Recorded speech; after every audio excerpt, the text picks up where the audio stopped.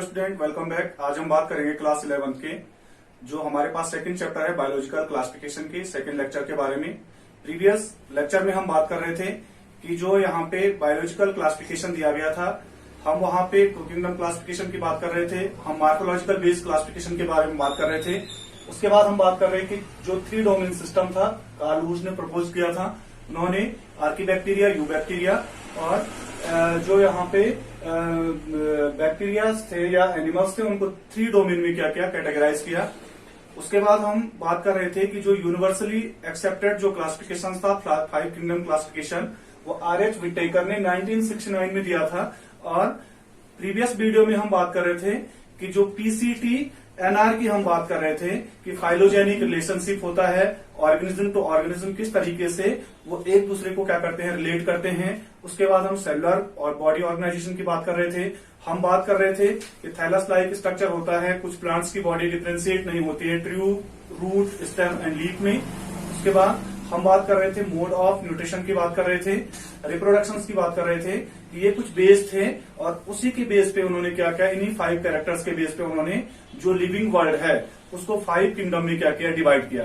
तो जो ये 5 किंगडम क्लासिफिकेशन था उसके लिए जो व्हिटेकर थे उन्होंने क्या किया कि कुछ क्राइटेरिया बनाए। जैसे अगर हम बात करें कि पहले जो अमीबा, पैरामीशियम, हम प्रोटिस्टा किंगडम की बात करते हैं, उसको स्टडी किया जाता था एनिमल किंगडम में। क्यों किया जाता था, उसका सबसे बड़ा कारण था कि जो प्रोटिस्टा किंगडम के जो एनिमल्स होते हैं उनमें सेल वॉल नहीं होती है, इसलिए उसको कंसिडर किया जाता था एनिमल किंगडम में। लेकिन बाद में उसके लिए एक अलग किंगडम बनाया गया। जैसे हम बात कर रहे थे, हैकल ने जो टर्म प्रोटिस्टा था उसको डिस्कवर किया। आज हम यहाँ पे 5 किंगडम क्लासिफिकेशन के बारे में जानेंगे कि क्या बेस था, किस बेस पे इनको ऑर्गेनिज्म को क्या किया गया, क्लासिफाइड किया गया।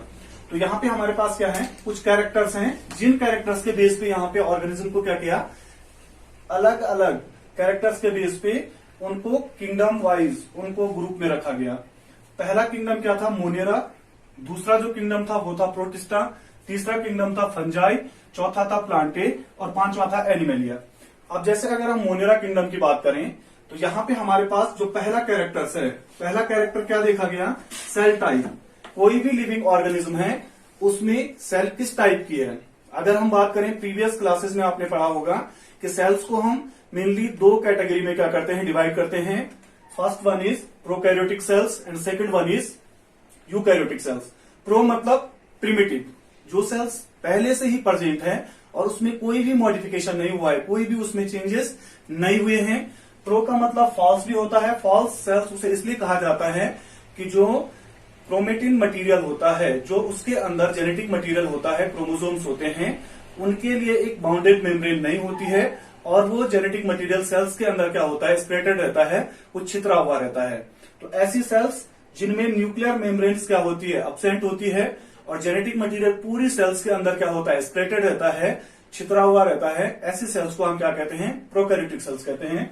दूसरा अगर हम बात करें यूकैरियोट सेल्स की, तो यूकैरियोटिक सेल्स ऐसी सेल्स होती हैं जिनमें क्या होता है, वेल डेवलप्ड न्यूक्लियस होता है। वेल डेवलप्ड न्यूक्लियस का मतलब है कि जेनेटिक मटेरियल क्या होगा, उसके बाहर क्या होगी, एक मेम्ब्रेन होती है जिसको हम न्यूक्लियर मेम्ब्रेन कहते हैं। तो मोस्टली जो हमारे पास मोनेरेंस होते हैं, जो हमारे पास मोनेरा किंगडम है, उस किंगडम में सेल टाइप के बेसिस पे हम ऐसे ऑर्गेनिज्म को स्टडी करते हैं जिनमें क्या होती हैं, प्रोकैरियोटिक सेल्स होती है। क्लियर। तो प्रोकैरियोट्स को हम रखेंगे मोनेरा में। तो जो प्रिमिटिव सेल्स थी जिनमें क्या नहीं थी, डेवलप न्यूक्लियस नहीं था, ऐसे ऑर्गेनिज्म को रखा गया किसमें, मोनेरा किंगडम में। यूकैरियोट्स और जो क्या थे, यूनिसेलुलर, जिनकी बॉडी एक सेल से मिलकर के बनी हुई है। सेल ऑर्गेनाइजेशन क्या है, एक ही टाइप की सेल है और उनमें जो न्यूक्लियस है उनमें क्या है, पूरी तरीके से डेवलप्ड है। उनको किसमें रखा गया, प्रोकैरियोट, वो प्रोटिस्टा में। मोनेरा में किसको, यूनिसेलुलर प्रोकैरियोट्स, और प्रोटिस्टा में रखा गया जो हमारे पास यूनिसेलुलर यूकैरियोट्स हैं। सेल टाइप में अगर हम बात करें कि जो पहला कैरेक्टर सेल टाइप है, तो उसमें मोनेरा को छोड़ के, मोनेरा में प्रोकैरियोट्स हैं और बाकी जो हमारे पास रिमेनिंग 4 किंगडम हैं उनमें जितने भी एनिमल्स होते हैं वो सारे के सारे क्या होते हैं, यूकैरियोट्स होते हैं। सेकंड कैरेक्टर्स की अगर हम बात करें तो जो हमारे पास सेकंड कैरेक्टर्स है वो है सेल वॉल। अगर हम किसी सेल की स्टडी कर रहे हैं तो उस सेल के बाहर क्या होगा, उसको एक डिफाइन जो मतलब शेप है उसको देने के लिए वहां पे क्या होती है, एक वॉल होती है, और उस वॉल को हम क्या कहते हैं, सेल वॉल, जो कि वहां पे क्या करती है, प्रोटेक्शन कवरिंग का क्या करती है, काम करती है।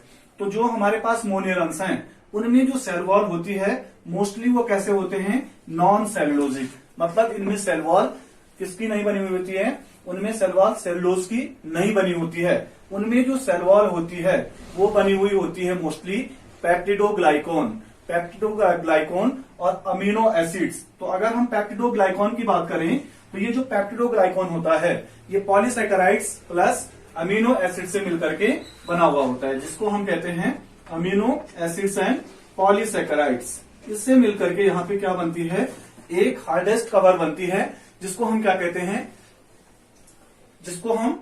हैं, पेप्टिडोग्लाइकॉन कहते हैं। दूसरा, यहाँ पे जो सेल वॉल होती है मोनेरन्स जो हमारे पास ऑर्गेनिज्म है वो हमारे पास होती है म्यूरिन्स की, इनकी क्या होती है, आउटर मोस्ट कवरिंग होती है। बात करें अगर हम यहाँ पे प्रोटिस्टा की, तो प्रोटिस्टा जो हमारे पास किंगडम है, इस प्रोटिस्टा किंगडम में हमारे पास जो सेल वॉल होती है वो कुछ ऑर्गेनिज्म में क्या होती है, प्रेजेंट होती है, प्रेजेंट इन सम, कुछ में क्या होती है, प्रेजेंट होती है। मोस्टली जो यहाँ पे ऑर्गेनिज्म होते हैं उनमें क्या होती है, सेल वॉल अब्सेंट होती है। अगर हम यहाँ पे बात करें जो हमारे पास किंगडम क्या है, फंजाई है, इसमें आउटर मोस्ट वॉल बनी हुई होती है काइटिन की। यहाँ पे पहले जो मतलब फंजाई था, जो ये किंगडम है, इसको भी अलग नहीं किया गया था, इसको भी पहले क्या किया जाता था, मतलब कलेक्टिवली ही यहाँ पे स्टडी की जाती थी, लेकिन फंजाई को यहाँ पे एक सेल वॉल के बेस पे भी अलग किंगडम में इसको क्या किया गया, प्लेस किया गया। नेक्स्ट अगर हम बात करें जो हमारे पास किंगडम प्लांटे हैं उसमें जो आउटर मोस्ट वॉल होती है सेल की वो सेलुलोज से मिलकर के बनी हुई होती है, और एनिमलिया जो किंगडम है उन मतलब जिनको हम स्टडी करते हैं उनमें क्या होती है, सेल वॉल अब्सेंट होती है। तो हम दो कैरेक्टर्स के बारे में डिस्कस कर चुके हैं। पहला हमारे पास सेल टाइप, सेल टाइप में हमने पढ़ा मोनेरन्स में क्या होता है, मोनेरन्स में प्रोकैरियोट्स जो होते हैं, और प्रोकैरियोट टाइप की इनमें क्या होती है, सेल होती है। बाकी में यूकैरियोट्स, सेल वॉल की बात करें तो इसमें क्या है, यहाँ पे पेप्टिडोग्लाइकॉन और म्यूरिन्स की क्या होती है, सेल वॉल होती है। प्रोटिस्टा में इन सम प्रेजेंट होती है, फंजाई में क्या होती है, काइटिन की होती है, और प्लांटे में क्या होती है, सेलुलोज की होती है। उसके बाद जो एनिमलिया किंगडम है उस एनिमलिया किंगडम में यहाँ पे सेल वॉल नहीं होती, उसके पास क्या होती है, सेल मेम्ब्रेन वहां पे प्रेजेंट होती है। उसके बाद अगर हम न्यूक्लियर मेम्ब्रेन की बात करें तो न्यूक्लियर मेम्ब्रेन यहाँ पे मोनेरन्स में क्या होती है, अब्सेंट होती है। प्रोटिस्टा में न्यूक्लियर मेम्ब्रेन प्रेजेंट होती है।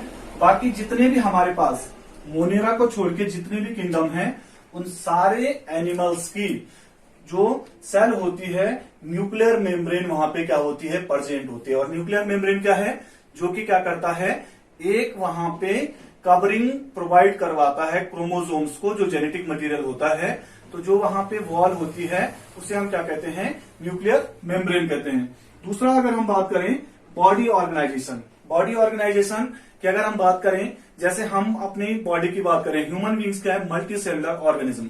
तो जब सेल्स गैदरिंग करती है तो क्या बनाते हैं, टिश्यू बनाते हैं, टिश्यू वहां पे ऑर्गन बनाते हैं, और बहुत सारे ऑर्गन मिलकर के क्या बनाते हैं, ऑर्गन सिस्टम बनाते हैं। लेकिन ये ऑर्गेनाइजेशन किसमें दिखाई देता है, जो हायर ऑर्गेनिज्म होते हैं। लोअर ऑर्गेनिज्म में अगर हम बात करें तो जो बॉडी ऑर्गेनाइजेशन है मोनेरन्स में क्या होता है, मोस्टली सेलुलर बॉडी ऑर्गेनाइजेशन। एक ही सेल से वो अपनी पूरी की पूरी जो लाइफ साइकिल है उसको कंप्लीट करते हैं, एक ही सेल्स के थ्रू वो रिप्रोड्यूस करते हैं। उसी सेल से वो जितनी भी मेटाबॉलिक या कैटाबॉलिक जितनी भी एक्टिविटी है लाइफ को परफॉर्म करने के लिए वो एक ही सेल्स पे क्या होते हैं, डिपेंड होते हैं।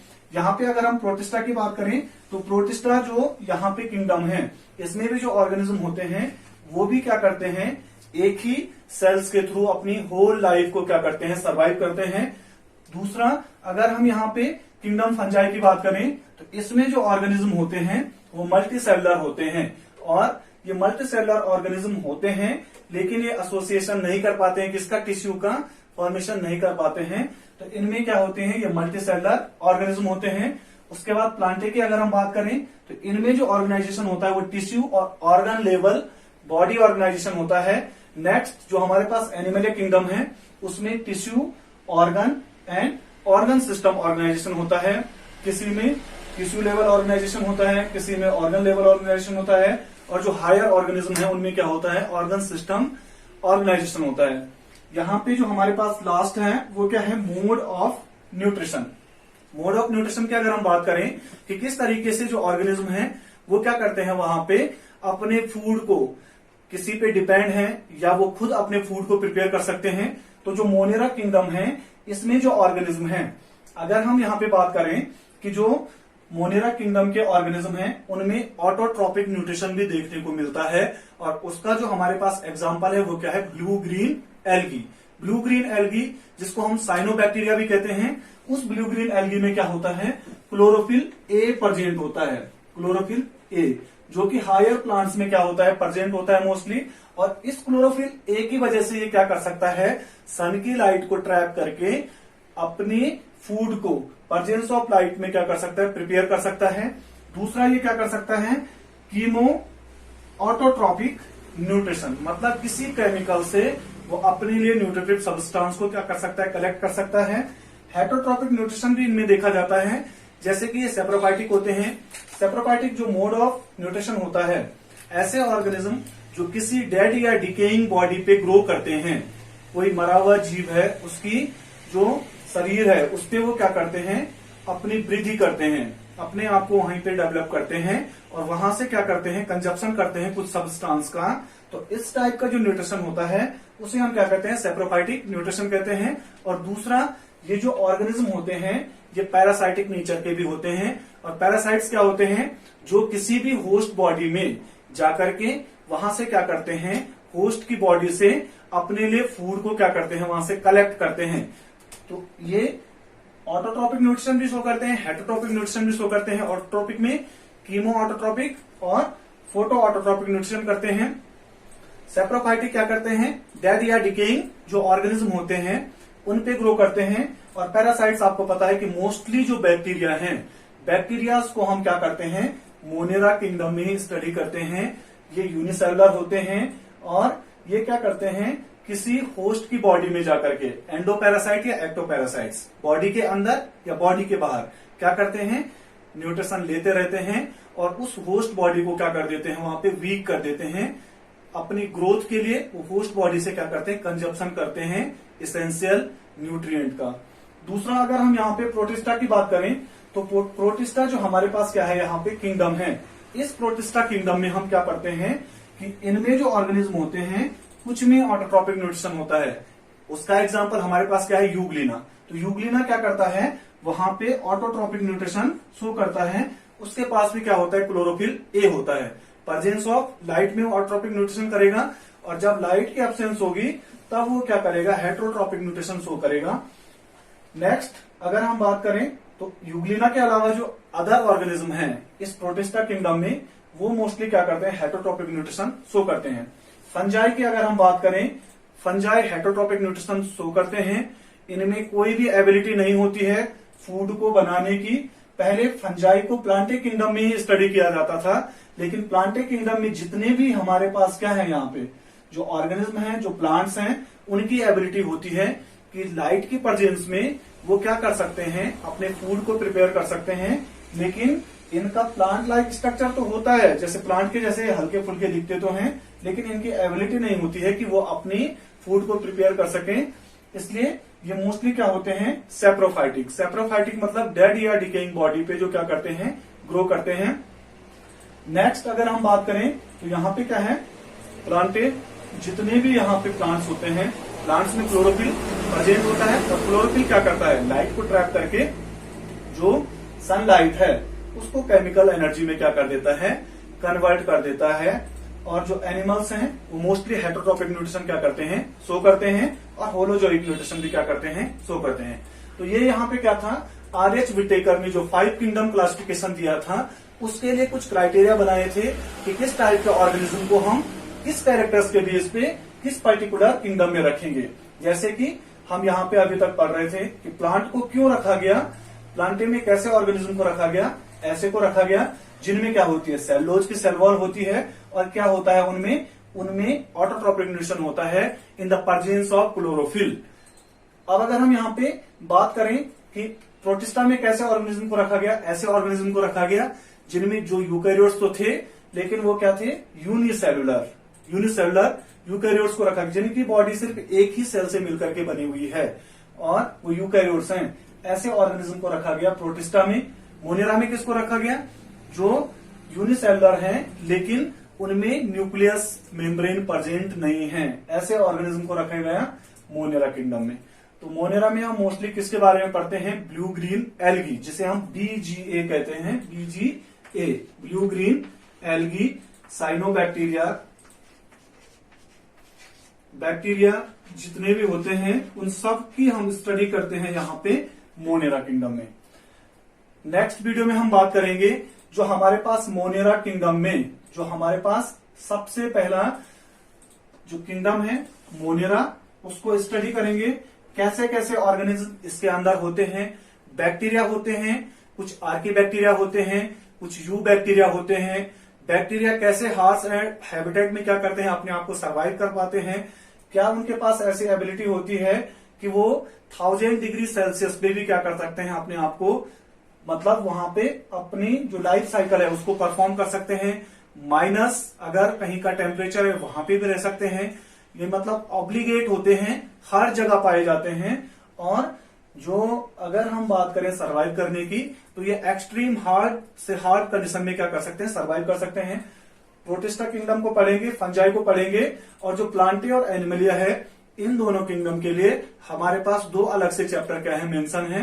तो नेक्स्ट वीडियो में हम बात करेंगे, जो नेक्स्ट लेक्चर होगा मोनेरा किंगडम के बारे में, कि किस टाइप के ऑर्गेनिज्म इस मोनेरा किंगडम में होते हैं। Thank you and have a nice day.